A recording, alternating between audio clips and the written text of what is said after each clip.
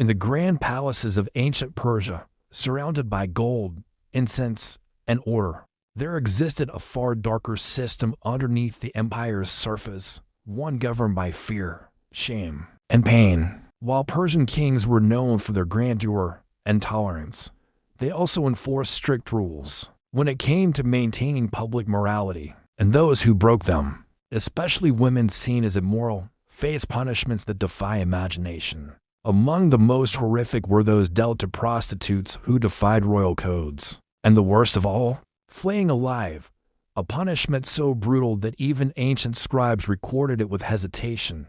This wasn't some mythical tale. These executions were real. Herodotus, the father of history, and Ctesias, the Greek physician and chronicler who spent years in the Persian court, both wrote chilling accounts of such punishments carried out in the days of the Achaemenid Empire. Let's go back to the 5th century BC, the era of King Darius I, ruler of an empire stretching from modern-day Turkey to India. Darius was obsessed with order, from road systems to coinage. Everything in his realm had to reflect the king's divine sense of justice. But with such tight control came brutal consequences for anyone who disrupted the king's moral laws, especially within the capital city of Persepolis. The royal edict stated clearly, any woman offering sexual services within the inner city, without royal sanction or tax registration, would be treated as a threat to the moral fiber of the empire.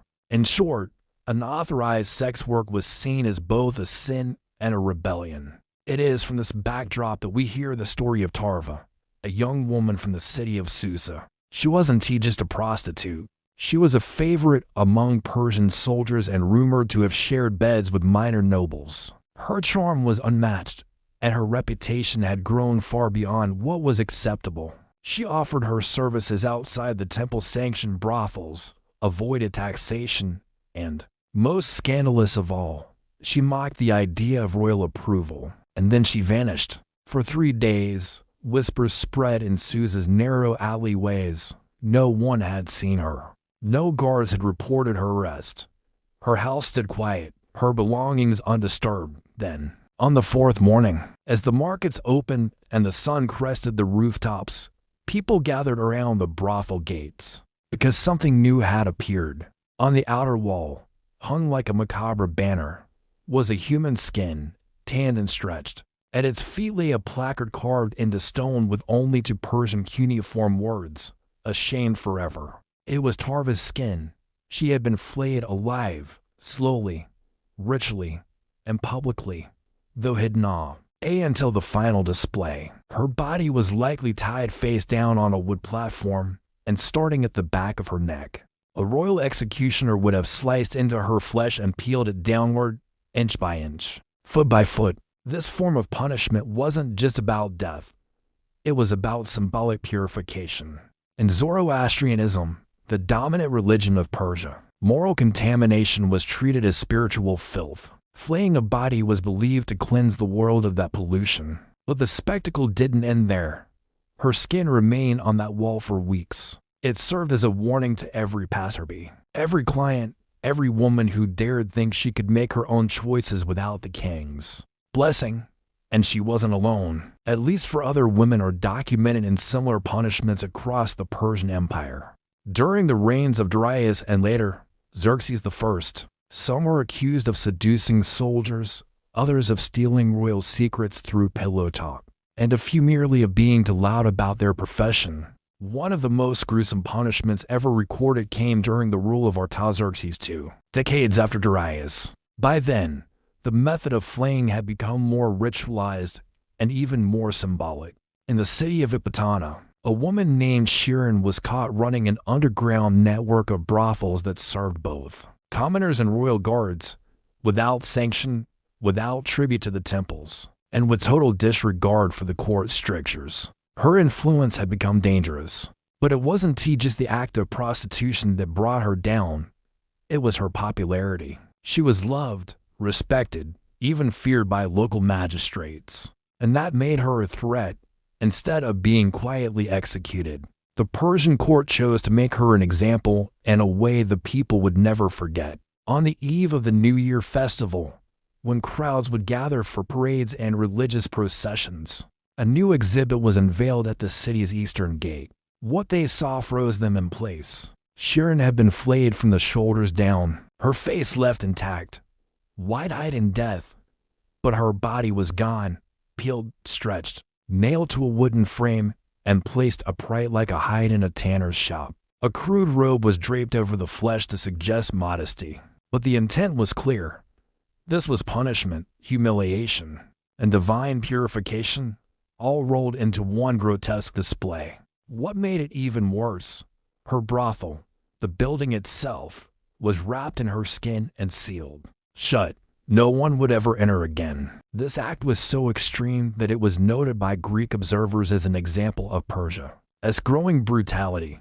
One text referred to it as justice dripping in blood and perfume. You see, flaying wasn't always immediate. Some Persian records describe how the executioner would take great care to keep the victim alive as long as possible. The process began with drugging the woman, not for mercy, but to slow her heart rate and prevent her from bleeding out too quickly. Then, as the blade sliced through the back, shoulder, or thigh, she would be doused with warm milk or oil, not to soothe, but to loosen the skin for easier removal. The executioner would pause at intervals, stepping back, letting the pain surge before continuing. The entire ordeal could last hours, even days.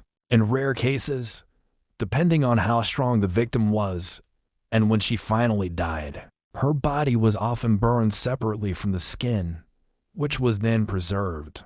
One surviving fragment of an Achaemenid law tablet refers to the proper placement of punished skin in proximity to places of former sin, suggesting that flayed skins weren't just displayed for horror's sake. They were used to ward off future crime. Like cursed relics, they became spiritual deterrents. For modern minds, it is nearly impossible to comprehend how such acts were not only accepted, but enshrined as part of justice. But for ancient Persia, particularly under kings like Darius and Artaxerxes, justice was inseparable from spectacle. Pain had to be public. Punishment had to have a memory. And for women like Tarva and Shiran, whose voices had once echoed through the streets in laughter and song, their deaths became mournings that would echo long after their bodies were gone. Greek historians such as Diodorus Siculus and Ctesias noted that Persians didn't always distinguish between treason, heresy, and disobedience, especially for women. A prostitute who broke a royal law was treated with the same savagery as a spy. But they also observed that Persian society had layers, contradictions. In the same cities where women were flayed alive for forbidden sex, other women served openly in temple courts, administering sacred rites that also involved intimacy. Some were praised as holy, others were tortured as heretics. The line was often drawn not by law, but by power and proximity to the throne. In that way, the flayed prostitutes of Persia weren't just victims of morality. They were casualties of politics, control, and fear. Their skins may be lost to history, but their stories remain etched in the margins of scrolls, burned into the stones of former brothels, and remembered by those who dare to look into the darker corners of empire. Even centuries after the Achaemenid dynasty fell, the stories of these punishments didn't disappear. They echoed through Persian folklore, through whispered legends in bathhouses, and even in medieval poetry, often cloaked in metaphor. In these retellings, the flayed woman became more than a victim. She became a haunting presence, a silent reminder of what happens when the empire feels threatened by beauty, agency, and independence. There's one such poem, attributed anonymously to a Sufi mystic, that speaks of the woman who wore no skin and yet clothed the city in fear. Scholars believe this line was a direct reference to a flayed prostitute, whose hide was mounted on the outer gate of Pasargadae, a city sacred to the Persians. Whether metaphor or memory, the horror endured. But why did the punishment of flaying, this incredibly labor-intensive, ritualistic method, continue even after Persia had long adopted more modern judicial systems? Because flaying was never just about punishment, it was performance. It sent a message that lingered. A corpse buried is quickly forgotten, but skin nailed to a wall, that haunted minds. It turned the dead into permanent ghosts, into symbols. For prostitutes, it was the most degrading fate imaginable. Not only was their flesh stripped from their bones, but their final resting place was transformed into a cautionary billboard, without burial, without prayers, without peace. The executioners themselves were not ordinary soldiers. According to Persian court tradition, only a clean hand, one ritually purified, could perform the skinning. The blade used was shaped like a half-moon, designed to glide beneath the skin rather than slash through muscle. It wasn't crude violence. It was practiced, rehearsed. Even more disturbingly, flaying was sometimes recorded as an offering. In certain cases, the punished skin would be offered symbolically to Ahura Mazda, Persia's supreme god, as a cleansing of the stain of disorder. This mingling of faith and punishment elevated executions from state enforcement into acts of sacred purification. It wasn't only prostitutes who faced this fate. In later centuries, governors who disobeyed royal orders were also flayed. The most famous example is Sisms, a corrupt judge under King Cambyses II, whose skin was reportedly nailed to his own courtroom chair, so that his son, who replaced him, would forever judge, while sitting on his father's flayed hide. But the flaying of women carried a particular cruelty. It was designed not only to kill, but to erase. These women's names were rarely recorded. Their faces were forgotten, their existence reduced to stories carved in stone and skin. Even their profession, the oldest in the world, became the reason for their obliteration, and yet they left a mark. Modern archaeologists have uncovered murals in Persepolis depicting bound women beneath banners, surrounded by attendants holding crescent-shaped blades. These images were long thought to be symbolic until they were compared to surviving Greek texts.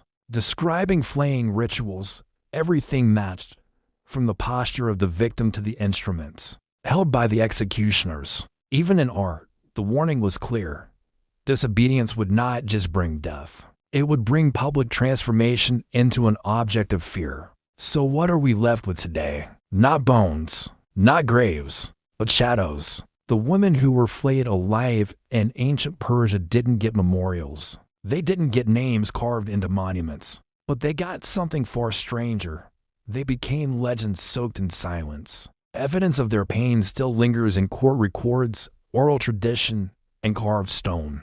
They remind us that beneath the golden thrones of kings and emperors often lie puddles of blood, hidden, forgotten, and deliberately erased.